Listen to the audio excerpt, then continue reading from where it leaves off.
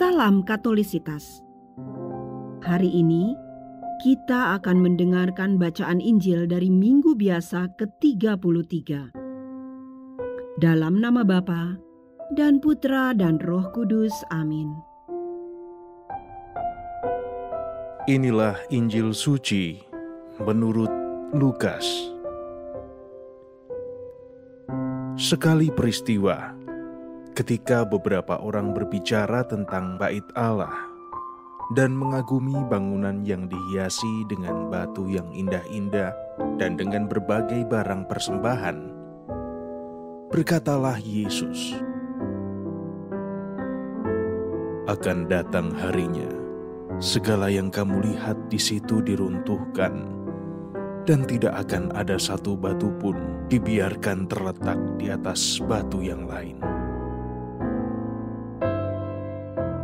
Lalu murid-murid bertanya kepada Yesus,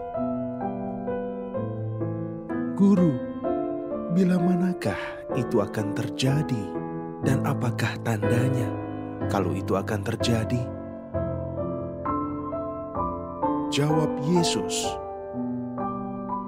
"Waspadalah, jangan sampai kamu disesatkan, sebab banyak orang akan datang dengan memakai namaku dan berkata, 'Akulah dia,' atau 'Saatnya sudah dekat.' Janganlah kamu mengikuti mereka. Dan bila kamu mendengar tentang perang dan pemberontakan, janganlah kamu terkejut. Sebab semuanya itu harus terjadi dahulu, tetapi itu tidak berarti kesudahannya akan datang segera."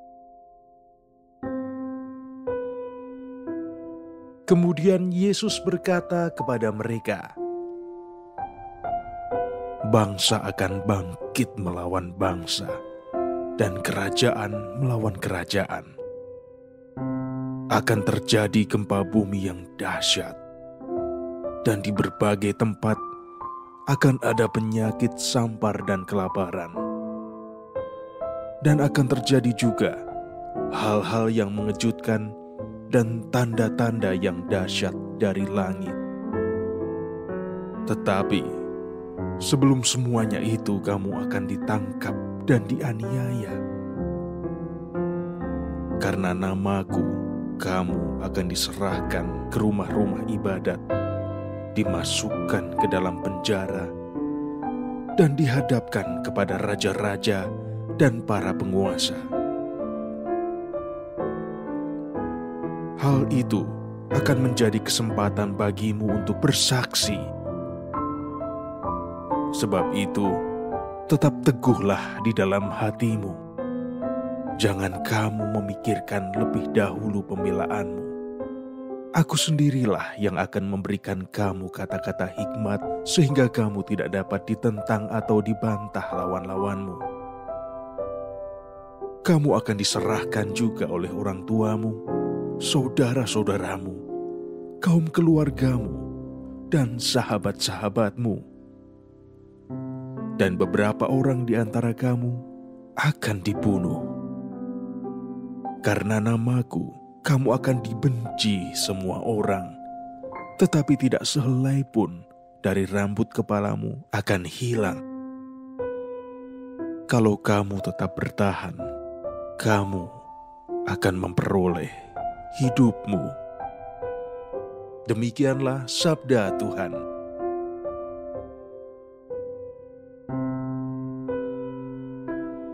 Bapak, Ibu, dan teman-teman yang terkasih, pada bacaan hari Minggu ini, Tuhan Yesus berbicara mengenai akhir zaman.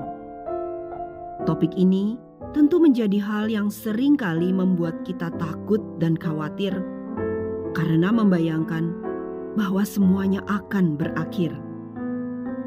Saya jadi teringat akan sebuah film beberapa tahun lalu yang berjudul 2012.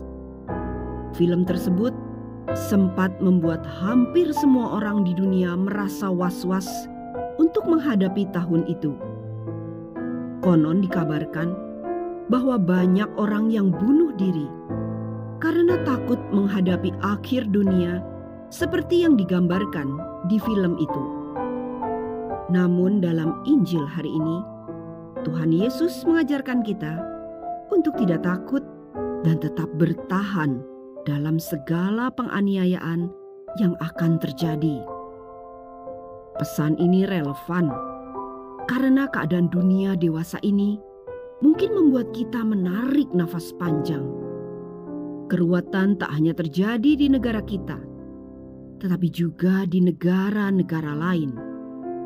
Berita tentang konflik, kekerasan, kejahatan silih berganti. Alih-alih demi kebaikan, lantas orang membunuh atau membuat rusuh. Orang zaman ini tidak enggan membuat teori sendiri tentang spiritualitas yang ujung-ujungnya menempatkan manusia sebagai Tuhan bagi dirinya sendiri.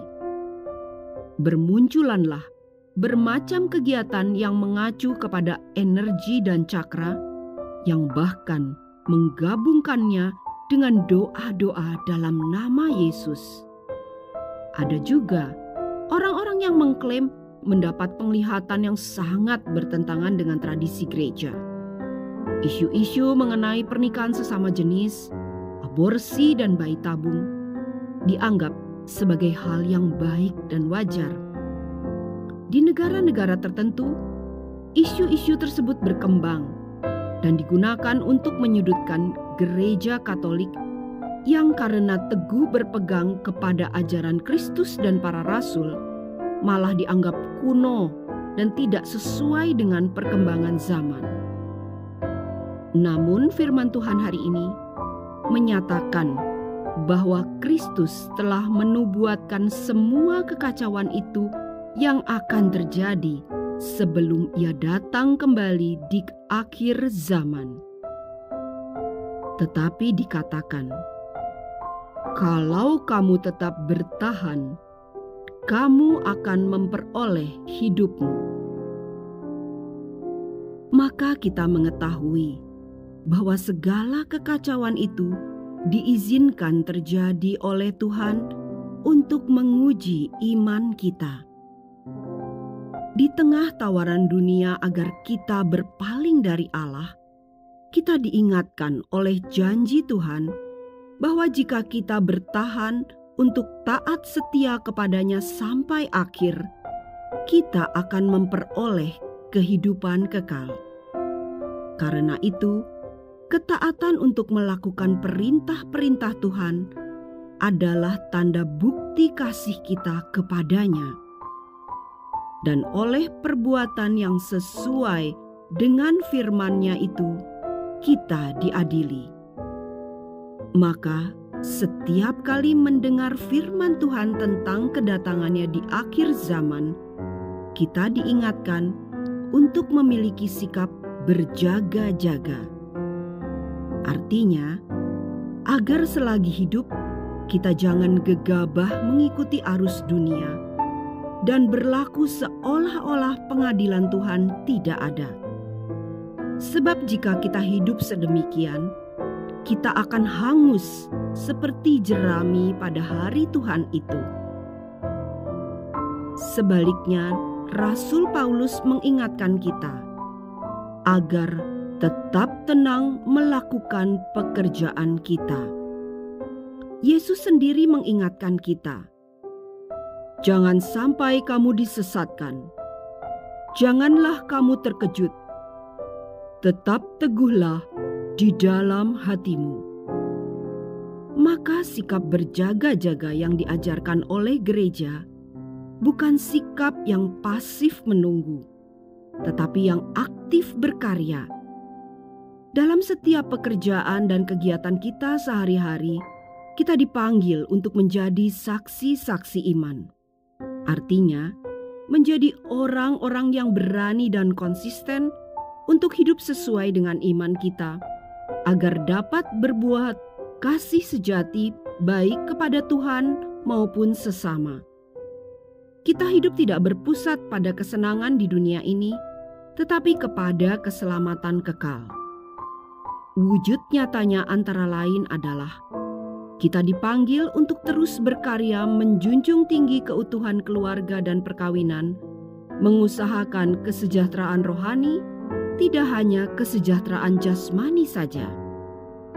Kita dipanggil untuk memupuk nilai-nilai kerja keras, kejujuran, keadilan, kesederhanaan, kemurnian, belas kasih, dan pertobatan dan pengampunan.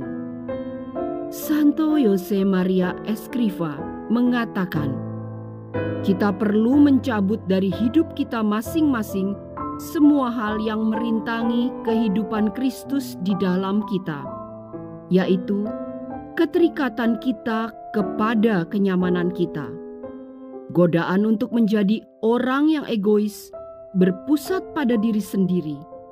Melalui karya-karya dan pergaulanmu, kamu harus menunjukkan kasih Kristus, persahabatan, pengertian, perhatian, kasih persaudaraan, dan damai sejahtera.